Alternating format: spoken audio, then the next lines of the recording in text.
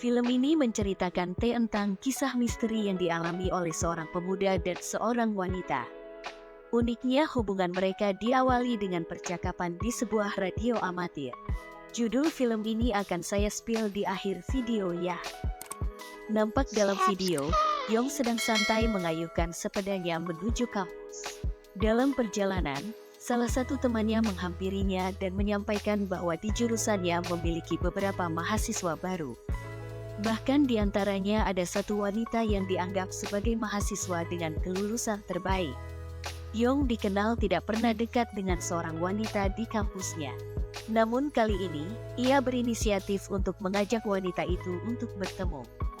Ia pun singgah di sebuah telepon umum yang ada di kampusnya. Di sana ia menghubungi wanita itu dan memperkenalkan dirinya. Ia meyakinkan wanita untuk tidak ragu menghubunginya karena ia adalah lelaki yang baik. Ia mengajaknya untuk bertemu di pertemuan mahasiswa yang akan dilaksanakan sore hari itu. Saat sore hari, Yong pun pergi ke tempat pertemuan mahasiswa. Di sana ia mencari wanita yang sudah ia taksir. Ternyata wanita itu juga sedang mencari Yong. Mereka pun bertemu tepat di depan pintu masuk fakultas. Di sana mereka saling berkenalan.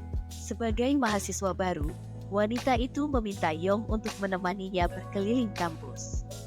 Mereka pun mengunjungi beberapa tempat di kampus itu. Saat ini mereka sampai di depan sebuah ruangan yang sudah lama tidak digunakan. Ruangan itu dulunya dipakai oleh komunitas pencinta radio amatir. Wanita itu mengungkapkan bahwa ia juga tertarik menggunakan radio amatir tersebut. Ia ingin belajar menggunakan radio amatir itu dari seseorang yang tahu menggunakannya. Mendengar hal itu, diam-diam Yong ingin mencari radio amatir itu, dipelajarinya supaya ia bisa terus-terusan bertemu untuk mengajari wanita itu. Setelah berkeliling kampus, mereka lalu berkumpul dengan para mahasiswa yang lain di sebuah kantin yang ada di kampus. Di sana Yong bergabung dan bertukar cerita dengan para mahasiswa baru sambil mencicipi beberapa makanan dan meminum soju. Sementara bertukar cerita, salah seorang senior yang gila hormat dan sudah mabok datang dan membentak mereka. Yong pun berusaha menenangkannya, namun hal itu dihiraukannya dan semakin membentak para mahasiswa baru yang ada di situ. Karena tidak tahan dengan tingkahnya, wanita itu pun membentak balik sang senior tersebut. Sang senior itu pun tidak terima dan mulai bersikap kasar. Setelah kejadian itu, sang wanita pun pamit dan buru pulang karena takut asrama tempat ia tinggal ditutup. Yong yang melihat langsung kejadian itu, merasa kaget dan penasaran dengan kepribadian wanita itu. Ia pun pamit ke teman-temannya yang lain untuk mengikuti sang wanita tadi. Saat sampai di luar kantin, wanita itu menghampirinya dan meminta untuk mengantarnya pulang. Tanpa menolak, Yong langsung mengantarnya pulang dengan berjalan santai. Sebelum pulang, Yong singgah di lapangan basket untuk bertemu dengan sahabatnya. Ia bermaksud untuk meminjam radio amatir milik sahabatnya. Ia pun pulang dengan membawa radio amatir milik sahabatnya. Setibanya di rumah, Yong menceritakan semua kejadian yang ia alami kepada seekor kura-kura kecil yang jadi peliharaannya sejak lama. Ia sangat-sangat sayang kepada si kura-kura kecil itu. Tanpa ia sadari, radio yang baru saja ia pinjam berbunyi. Ia mendapat panggilan pertama. Di keesokan hari, mereka pun bertemu dan berjalan mengelilingi kampus. Wanita itu menceritakan alasannya masuk di Fakultas Teknik. Yong yang mendengar itu tercengang dan memuji impian wanita itu. Wanita itu pun menanyakan hal yang sama kepada Yong. Namun Yong yang sudah kehilangan fokus sejak pertemuan mereka, dengan spontan menjawab ingin mencium wanita itu. Seketika suasana menjadi canggung. Yong pun mencoba menjelaskan apa yang ia maksud supaya tidak ada salah paham antara mereka. Yong pun mencari alasan untuk menjauhi kecanggungan itu, lalu mengajak sahabatnya untuk pergi dari situ. Yong menyesali apa yang sudah ia perbuat. Pikirannya sangat tidak tenang. Ia mendengar panggilan radio yang ada di kamarnya. Ia buru-buru menjawabnya. Di sana ia mendengar suara seorang wanita. Ia mencoba mengajak wanita yang terhubung di radio amatir itu untuk berkenalan. Ia pun menjadi tahu bahwa wanita yang berbicara itu bernama Kim Moonhee dan juga berkuliah di kampus yang sama. Moonhee meminta Yong untuk bisa diwawancarai sebagai narasumbernya. Namun Yong ingin meminjam buku panduan penggunaan radio amatir dari Moonhee supaya bisa mengajari wanita yang ditaksirnya beberapa hari belakangan. Mereka pun membuat janji untuk bertemu di depan gedung BEM pada jam 12. Yong menepati janji untuk datang sebelum jam 12. Ia menunggu Kim Moonhee di sana. Sudah menunggu lama namun Kim Moonhee tak kunjung datang. Ia menunggunya hingga jam 2. Ia pun pergi meninggalkan tempat itu. Di tempat yang sama, Kim Moonhee juga menunggu kedatangan Yong. Ia menunggu sambil kehujanan. Temannya yang melihat hal itu langsung datang membawa payung kepadanya. Setelah itu mereka pun pergi meninggalkan tempat itu. Lelaki itu mengajaknya untuk menghangatkan badan dengan menyantap ramen di kantin sekolah.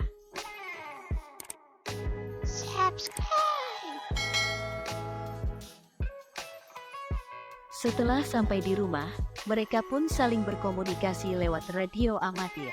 Mereka mengungkapkan kekecewaan mereka satu sama lain. Yong kecewa karena Kim Moonhee tidak menepati janji. Kim Moonhee pun sebaliknya. Ia pun mengungkapkan kekecewaannya.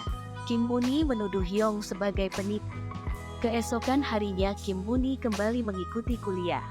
Di sana ia melihat tentang presentasi teman dari kelompok lain. Ia pun disuruh maju untuk mempresentasikan hasil yang ia dapat dari wawancara. Namun karena merasa ditipu oleh narasumbernya, ia berkata kepada dosennya bahwa ia belum menyiapkannya.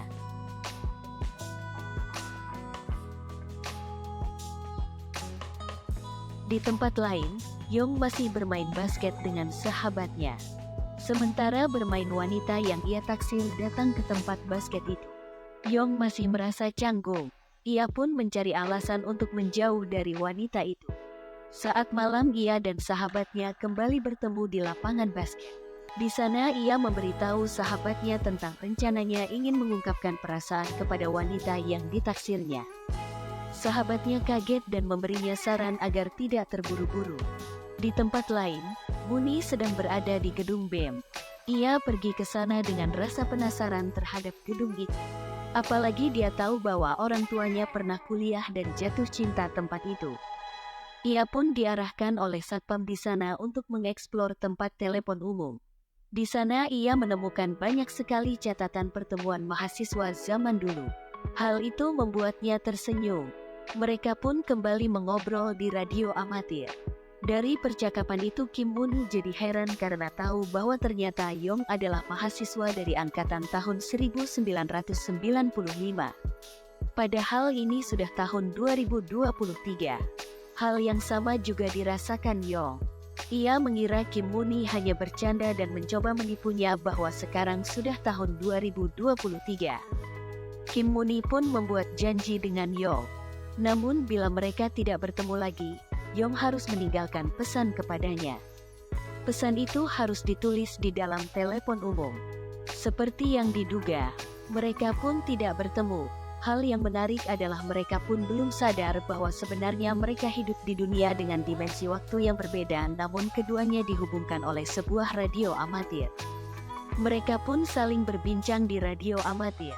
Di sana Yong meminta saran dari Kim Moonhee tentang bagaimana mendekati seorang wanita. Kim Moonhee pun memberikan beberapa saran.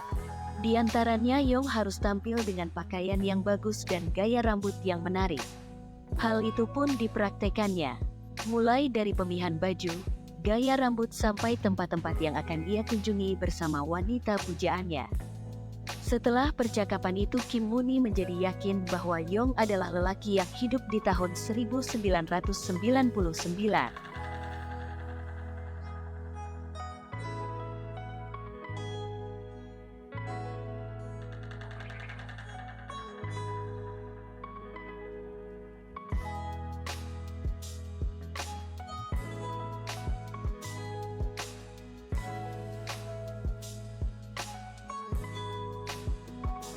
Suatu malam setelah pertemuan keduanya, Yong pun mencoba untuk menyatakan perasaannya dan mengajak wanita itu untuk memiliki hubungan serius. Yong menjadi senang karena cintanya tidak bertepuk sebelah tangan.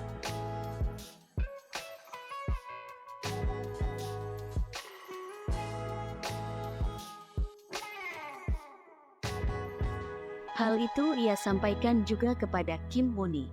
Yong pun menyarankan Kim Moon-hee untuk menyatakan cintanya kepada lelaki yang sudah lama ia sukai. Setelah lama berbincang, Kim Moon-hee tersadar karena mengingat ayahnya yang juga mahasiswa angkatan 1995. Ia menanyakan kepada Yong apakah ia mengenal ayahnya. Ayah Kim Moon-hee adalah sahabat Yong. Yong pun tidak percaya dengan pertanyaan Kim Moon-hee. Ia memarahi Kim Moon-hee karena berbohong kepadanya. Mana mungkin sahabatnya sudah mempunyai seorang anak dan sudah kuliah juga. Kim Moon-hee pun mengungkapkan bahwa yang ia katakan adalah benar. Bahkan ia pun menyebut nama ibunya yang adalah pacar Yong sendiri. Mendengar itu, Yong pun menjadi diam dan bingung. Otaknya tidak dapat mencerna tentang hal itu. Mana mungkin orang tua dari Kim Moon-hee adalah sahabatnya dan pacarnya. Tak sampai di situ Kim Moon-hee mengungkapkan bahwa radio yang ia pakai adalah radio peninggalan ayahnya. Yong pun mengungkapkan bahwa radio yang ia gunakan adalah radio milik sahabatnya. Karena pusing dengan omongan dari Kim Moon-hee, Yong langsung menarik kabel radio itu hingga rusak. Yong pun mulai hidup dengan tidak tenang. Namun dia masih tidak percaya bahwa yang berbicara dengannya adalah seorang wanita dari masa depan. Terlebih lagi ayah wanita itu adalah sahabatnya dan ibunya adalah wanita yang ditaksirnya. Keesokan harinya ia pun mengayuhkan sepedanya ke kampus. Di sana ia bertemu dengan sahabatnya yang mulai mendekati pacarnya. Ia pun bertanya apakah ia mengenal seorang wanita yang bernama Kim Moon-hee. Sahabatnya pun mulai kebingungan dan tak mengerti dengan tingkah Yong. Ia pun membawa pacarnya untuk menjelaskan apa yang sebenarnya sedang terjadi. Di dimensi waktu lain, Kim Moon-hee yang ditemani oleh lelaki yang ditaksirnya berkunjung ke perpustakaan kampus untuk mencari petunjuk tentang Yong yang pernah kuliah di kampus yang sama tahun 1995. Di sana ia menemukan foto Yong dan juga foto ayahnya.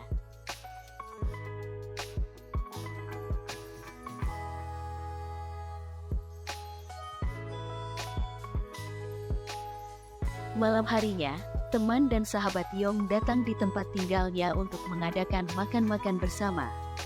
Di sana pacar Yong dengan sengaja masuk ke kamarnya dan melihat radio amatir tersebut.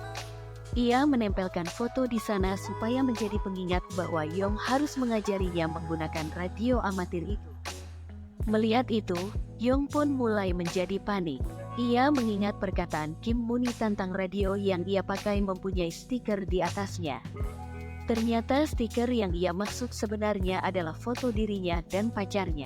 Ia pun tersadar bahwa semua yang dikatakan Kim Moon-hee adalah bukan tipuan. Ia pun mulai sedikit percaya bahwa Kim Moon-hee adalah anak dari sahabatnya dan pacarnya sekarang. Shin pun berpindah ke hari olahraga kampus. Di sana Yong ikut bertanding basket melawan teman-teman dari fakultas lain. Dia mulai tidak fokus untuk mengikuti pertandingan karena melihat sahabatnya yang mulai dekat dengan pacarnya. Tidak menunggu waktu lama ia pun berlari ke arah sahabatnya dan memukulnya.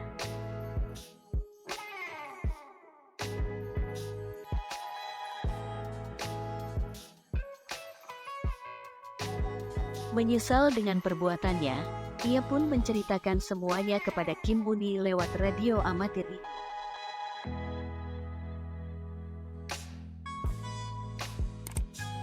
Subscribe.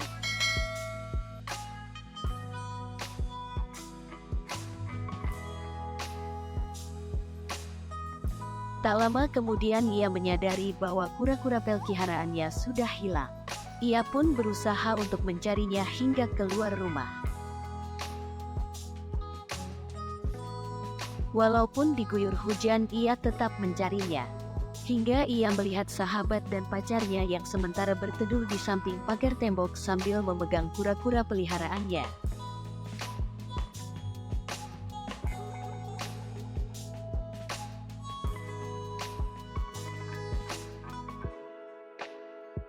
Ia pun langsung berbalik badan dan berjalan pulang dengan penuh kekecewaan. Dalam hujan ia meneteskan air mata. Ia merasa dikecewakan oleh sahabat dan pacarnya. Ia sadar bahwa mereka telah memiliki hubungan spesial di belakangnya. Kim Moon-hee pun berhasil merangkum cerita yang ia dapat menjadi sebuah presentasi yang menarik di kampus.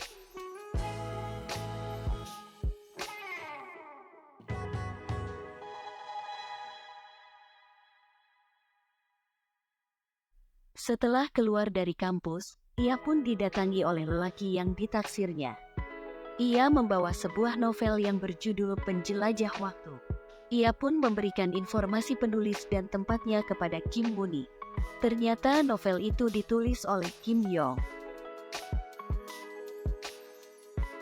Ia pun bergegas pergi ke tempat penandatanganan buku tersebut. Matanya berkaca-kaca ketika bertemu dengan Yong yang sudah semakin tua. Ia terharu dengan kisah cinta yang dialami oleh Yong. Apalagi ia tahu bahwa cinta pertama ibunya adalah Yong.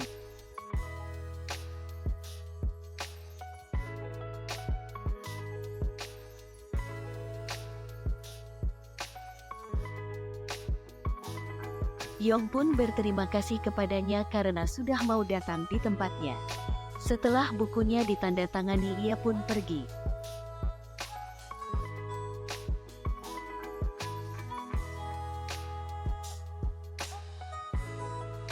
Ternyata di dalam buku yang ia pegang tertulis satu quotes menarik, yakni, "Ikuti kata hatimu. Kejujuran adalah kuncinya." Quote itu ditulis Yong kepada Kim Moon-hee untuk memberi semangat padanya supaya mengungkapkan isi hatinya kepada lelaki yang sudah lama ia taksir. Film ini penuh dengan fantasi dimensi yang berbeda, namun mengajarkan kita tentang pentingnya mengungkapkan perasaan kita dengan jujur. Ingatlah quotes yang ditulis Yong, "Ikuti kata hatimu. Kejujuran adalah kuncinya." Film ini berjudul Ditto. Sampai di sini dulu perjumpaan kita, dan saya berharap Anda subscribe channel ini supaya tidak ketinggalan video lainnya.